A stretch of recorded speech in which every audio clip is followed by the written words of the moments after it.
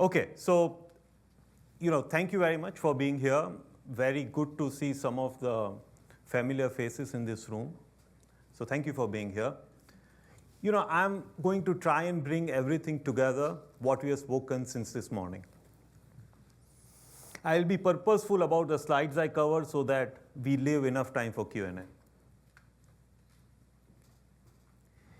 This is what we have really invested in, and this is the summary of all that you've heard since morning. Let me show you how it has impacted our financials. The first is bookings. If you see across the charts, you will see a clear positive progression. Our bookings growth is significantly ahead of our revenue growth. Our TCV, both in number terms and value terms, has increased significantly since 22. And we are running this business with significantly higher book-to-bill than we used to do in past. So strong bookings and excellent customer retention gets you to the next chart. This tells a story. This tells you a story where we have increased our aggregate revenue growth by 900 basis points across last 4 quarters, of which 500 have come organically. And let me remind you, this was not the time, all of you know this industry very, very well. This was not a time of plethora of growth. This was the time when the industry was either shrinking or sluggish. And this is what we have been able to push through all the things that we have described since morning. And if you see our Q1 guidance, either side of the range, organically you will continue to see this progression. So if this slide doesn't tell you about or give you comfort of our progress, probably no other slide would. Even as we have executed on revenue, we have executed on margins. There are 2 things that we have done in last 2 years. The first is the Next Gen program. Many of you know about it. You've heard about it in every earnings call. Excellently run program. With that, we have delivered 140 basis point of additional savings in SG&A. The second one is what I call as operational excellence. Operational excellence is a jargon. But let me tell you very simply what it means. It means that for a given outcome that you want to create, you want to shrink the quantity of input resources. It is as simple as that. And if I give you 2 data points for that. Even as we are accelerating the revenue that you saw in the previous chart, we shrunk our bench cost by 30 percentage points between Q4 of 24 and Q4 of 23.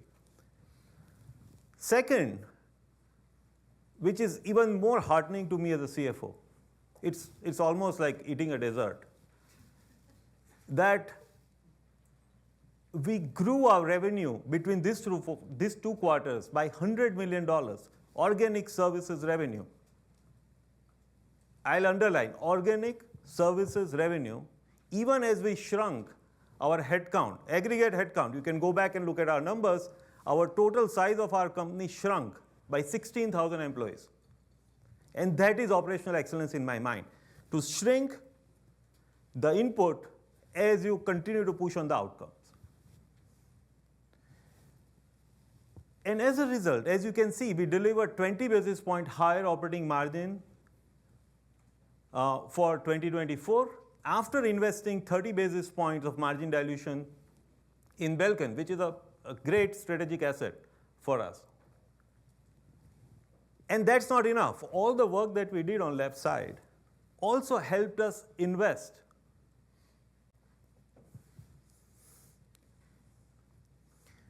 This is a very nice picture of a balanced portfolio where we have invested.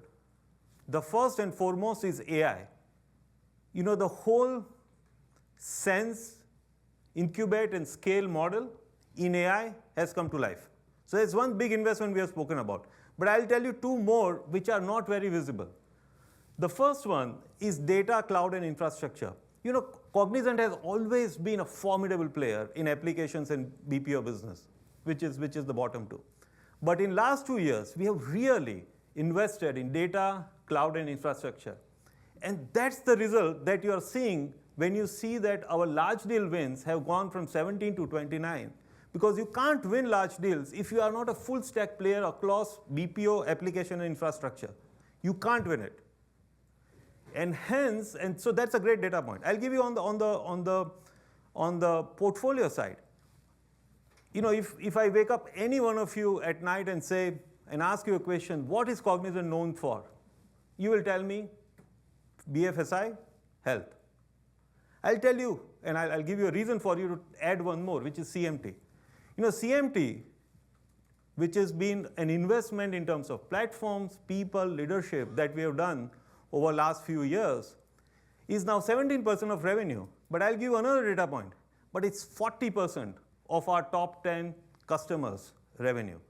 So if a company which is traditionally known for health and services has 40% of its revenue coming in top 10 customers from CMT, it tells you the sort of breadth and depth that we have been able to achieve in terms of our portfolio. You know, so far, I have spoken about the progress we have made and the portfolio that we have created.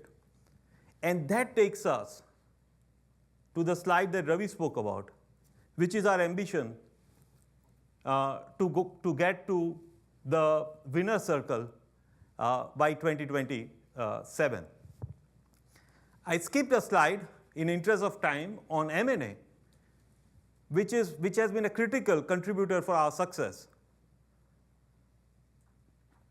In fact, the very fact that two of the leaders who came through acquisitions over a period of time spoke to you this morning tells you the importance of M&A in our scheme of things. With M&A and the portfolio we have done, we believe we can get to this number. And Ravi spoke about briefly what we will achieve, but I'll also add how we will achieve. I think the most crucial for us would be to achieve the Gen AI opportunity which is in front of us, the IT/OT opportunity which is in front of us. If we can, you know, this industry has been, for leaders, a game of musical chair. If you are able to catch a wave early and invest early, you will be the growth winner for next 5 years. You can go back and check. Let's say 2009 to 2014, it was infrastructure services, right? It was led by TCS and HCL. If you see between 2014 and 2018, it was digital, which was, by the way, led by Cognizant and Accenture. And the numbers will tell you that story. Next few years belong to Gen AI, as all of us know it. And we believe that we have a great story there, and that capturing that is essential for us to get there, and I think we are very well convinced of that. Second is continue to win large deals. And third, which is underpinning all of this, is excellent delivery and execution and customer satisfaction. And that I think we have done a great job about in last 2 years, because I can tell you, you can't ramp up large deal wins without executing well on the deals that you already won. There is no customer today who will give you a large deal without speaking to 5 or 6 CIOs with whom we are working today on a large deal. So I think we have done that. Even as we grow our revenue, we want to expand our operating margins. For 2025, we have mentioned 20 to 40 basis point margin expansion. That, I would like to remind you, is after absorbing 8 months of additional dilution coming out of Belkin. So even if you take, you know, for 4 months it was 30 basis points, you take 50 basis points, that's a large expansion that we are already committed as part of 2025 guidance range. For outer years, we believe we can deliver another 10 to 30 basis points of margin expansions. There are 4 levers, of which one of them is enabler, and I'll come to it in the end. But I think the first is really the vector 1 or hyper productivity lever that we have heard about. We heard from Ravi, and we heard about it throughout the year, throughout the day. That is the biggest lever. And let me go back to that same operational excellence point.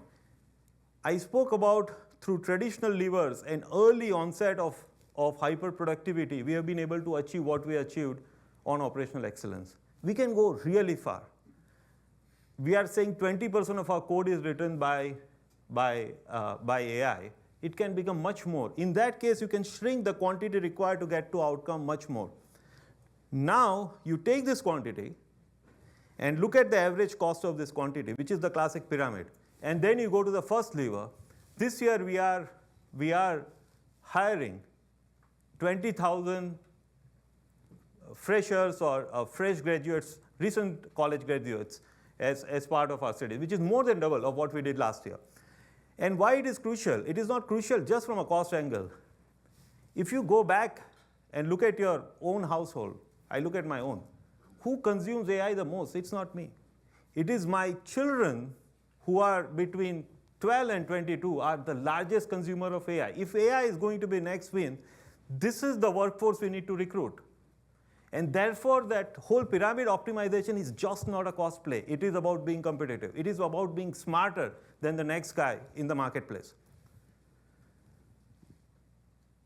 The other operating leverage is hyper productivity applied on ourselves, and therefore making sure that the SG&A growth is much lower than the revenue growth. And the one enabler in the middle, which is quietly sitting there, is portfolio evolution, which is to continue to go towards and convincing customers to focus on outcomes and increasing managed services fixed price business. In last 2 years, we expanded this by 2.5 percentage points. Number looks small, but you're talking on a base of $20 billion. It's not easy, but it will improve. And as it improves, our ability to deploy this lever improves. Let me talk about cash. We are a very healthy business. We can generate 90 to 100% of net income we can convert into free cash flow. We are committing to deploying all of that into a model of 25, 25, 50. 25% is around a dividend, 25% on share buyback, and 50% being earmarked for M&A. And I've spoken about how M&A is crucial for us to find high growth area which can help us expand our existing relationship much better than what it would be otherwise. There are two more data points. One which Ravi referred to, and all of you are aware that the board of directors this morning has announced that the outstanding authorization for share buyback has increased by $2 billion, which takes us to an outstanding authorization of 3.1 as of this morning. And we will do $500 million more of share buyback in 2025. This is specific to 2025. Otherwise, we'll stick to 25, 25, 50 as a strategy as we go forward. Finally, before I move forward, I want to tell you that we have very healthy and robust balance sheet. And if there are opportunities which are on the horizon which make eminent sense for Cognizant, we can always leverage it to go after it. So our balanced capital allocation is built on a foundation of healthy balance sheet, where we can take a calculated bet if we want to, if we saw a great opportunity in front of us. This is really the summary of our financial roadmap, which we believe will create shareholder value as we move forward. Top tier revenue growth by 2027, annual adjusted operating margin expansion of 10 to 30 basis points that supports EPS growth ahead of revenue growth. I want to remind you that for last 2 years, for 23 and 24, our EPS growth indeed has been ahead of our revenue growth. And we are committing to continue that journey. And finally, making sure we convert our cash well and we follow balanced capital allocation. Before I end, I want to summarize our story. This is my endeavor to put everything that you heard since morning on a single slide. There is a great market opportunity in form of Vector 2 and Vector 3 on AI and whole IT, OT convergence on the other. Cognizant has a clear strategy that you heard since morning, and we have much more balanced and diversified portfolio of services than we had before as an ammunition to go after this opportunity. That can create financial results that can lead to a virtuous cycle of reinvestment in high growth areas and a balanced cash back to all of you as shareholders. And that's all I had to say this afternoon. Thank you very much. We'll be very happy to take your questions, sir.